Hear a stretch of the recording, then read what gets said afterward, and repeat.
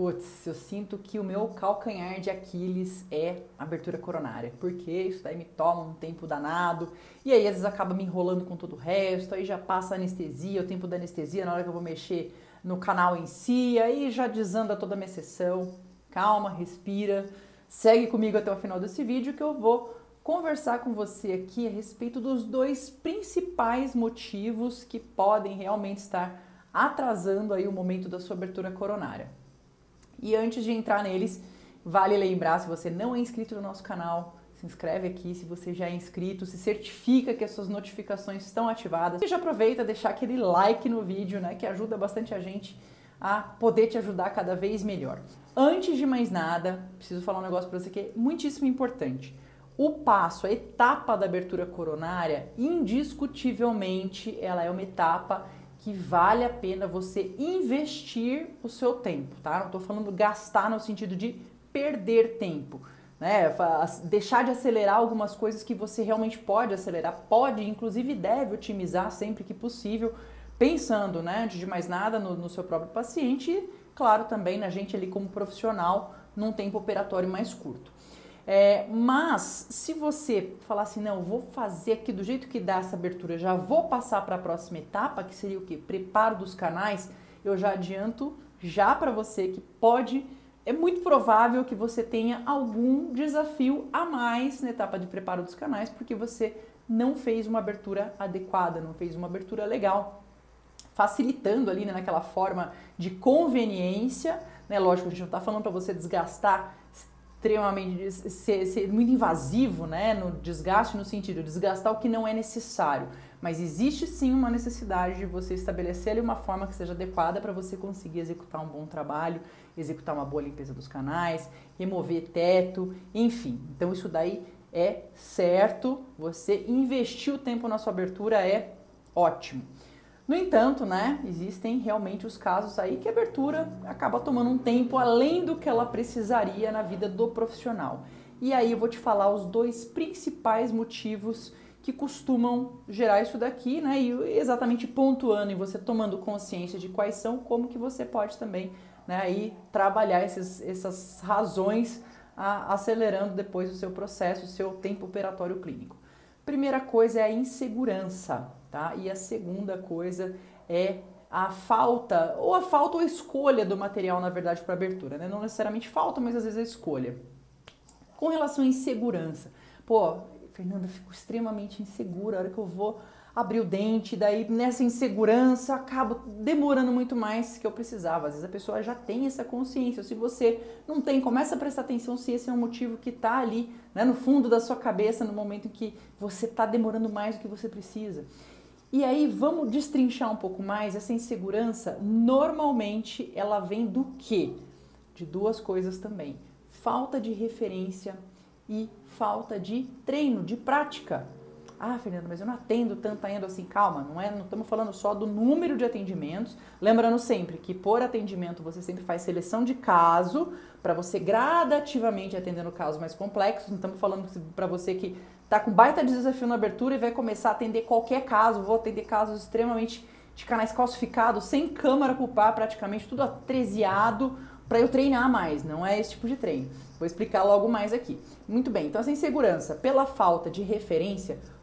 Essa falta de referência, onde que você busca? De duas formas: através de exames de imagem, desde uma situação belíssima, onde a gente fala assim, nossa, se eu pudesse toda a abertura coronária, eu faria com uma referência mais precisa possível através de uma tomografia, legal, mas vamos passar aqui para o dia a dia, que ainda é, né, o que a gente tem ali de mais acessível, de mais presente na vida de todos os colegas, que é a radiografia. Você fala, poxa, mas eu faço uma radiografia periapical.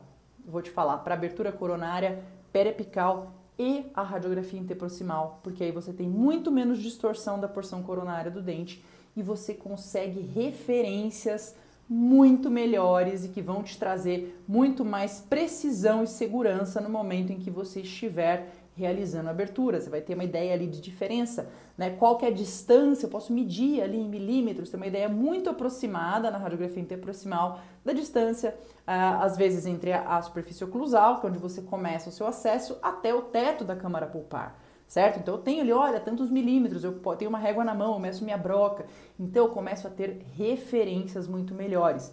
E outra referência também que você tem, não é através do exame de imagem, mas é através do quê? De uma análise clínica.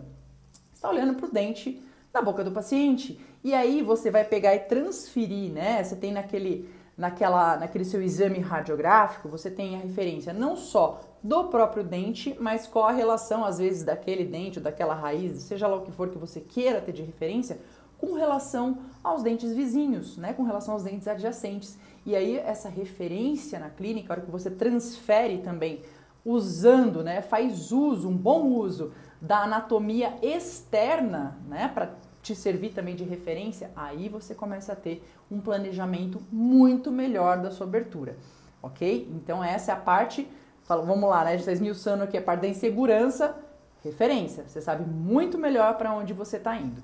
E a segunda parte ali da insegurança, falta de treino. Você fala, poxa, mas eu não atendo tantos casos quanto eu gostaria. A gente tem forma, sempre busque de que forma que eu poderia treinar a abertura. Posso adquirir dentes de acrílico? É lógico que vai estar numa situação sempre muito mais ideal, mais fácil, fora da boca, mas é treino, é prática, vale.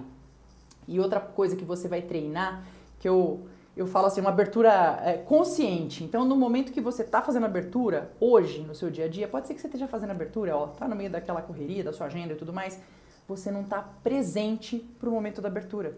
Isso significa o quê? Você está ali, ó, 1000 coisas na cabeça enquanto você está abrindo. Então você não está nem fazendo necessariamente uma associação direta com aquela anatomia externa daquele dente, o que você teve de referência radiográfica, o que você teve já de estudo de anatomia interna, de abertura coronária, né? Nem que você esteja começando na endodontia na graduação, isso está mais fresco ainda na sua memória. Então, no momento em que você tem todas essas informações, mas você está presente no momento da abertura, ou seja, eu estou olhando e visualizando o dente, as cúspides, todos os vértices que eu tenho que visualizar ali, e eu tô vendo onde que eu tô entrando com a broca, para onde que tava o canal, será que eu comecei essa abertura meio desviada, onde que eu encontrei a câmara. Então você traz presença para o momento da abertura.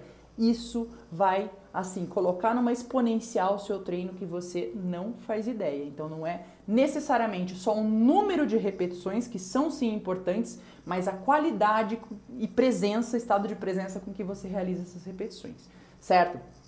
Então isso daí a gente cobre, né, consegue manejar um pouco essa parte do quê? Da insegurança, que é um dos 2 motivos principais que levam realmente aí uma demora, né, um atraso muito maior nesse momento da abertura. E o segundo ponto com relação a, eu falei falta de material, mas não necessariamente seja uma falta, pode ser que você tenha um material, mas pode ser que aquele material não seja o mais adequado. E como que ele não seria o mais adequado? Tanto às vezes com qual a seleção de brocas, tá? Uma sugestão, quando você vai fazer a abertura, vai fazer o acesso à câmara pulpar, que você use pontas diamantadas esféricas, né, de diâmetro daí adequado àquela estrutura dentária que você vai remover. Então, dentes maiores, molares, tudo mais, você pode usar aí, às vezes, uma 1015 HL, dependendo do molar, uma 1016. São dentes menores, né, um incisivo inferior, meu Deus, aí você vai usar uma 1011. Né? E é legal a broca HL, a haste longa, que você consegue ter uma visualização melhor, um uso melhor do seu alta rotação. Lógico, daí se você trabalha com magnificação, ultrassom e tudo mais, com refinamento, isso daí é outra história. Mas vamos ficar aqui na questão da demora da abertura. A partir do momento em que você tem acesso, e desde que você tenha uma câmara pulpar, você pode trocar essa broca e usar, né, trocar essa ponta diamantada esférica por uma tronco cônica de ponta inativa, para te dar um pouco mais de segurança. E lógico, cuidando também o quanto que você está inserindo essa ponta inativa, você já tem as suas referências da radiografia, o quanto que você está inserindo essa ponta inativa para ela trabalhar só em remoção de teto, né, respeitando aquele desenho que você sabe que aquela abertura final possivelmente vai ficar em função do grupo dental que você está trabalhando.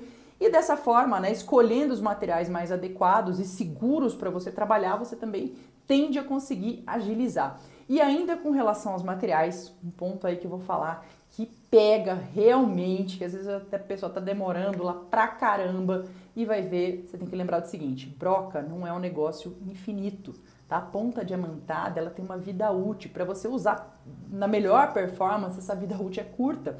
Faz a experiência. compra aí meia dúzia de brocas novas, tá? De ponta diamantada esférica e tronco cônica de ponta inativa, por exemplo, a 3082. Usa as brocas novas e compara com você fazendo uma abertura aí que você já usou, né, em alguns dentes e tá esterilizando aquela broca e tá levando a vida útil dela como se ela não houvesse amanhã. Faz a comparação, tá? Que você tem aí de capacidade de corte, de desgaste.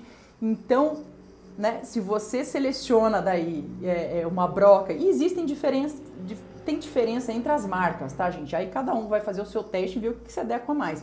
Ah, essa marca aqui é mais em conta, eu consigo comprar melhor, só que a vida útil dela eu já percebi que ela é um pouco menor, então enfim, mas tá dado o recado, tá certo? Então esses dois motivos principais, dá uma revisada, vê o que tá ali acontecendo realmente no seu dia a dia, se tá aí dentro do que a gente conversou aqui, deixa nos seus comentários, né, pra gente ter um feedback de como que isso aí pode ter te ajudado, se você já tinha percebido, se você não tinha percebido, se você percebeu outras coisas ainda, divide aqui pra gente poder ajudar o quanto maior número de pessoas aqui, de colegas na nossa endodontia do dia a dia, tá certo? Se você não é inscrito na nossa Endolovers VIP List, clica no link que tá na descrição desse vídeo, se inscreve hoje, essa semana, a gente já vai começar aí, né, as lives que a gente...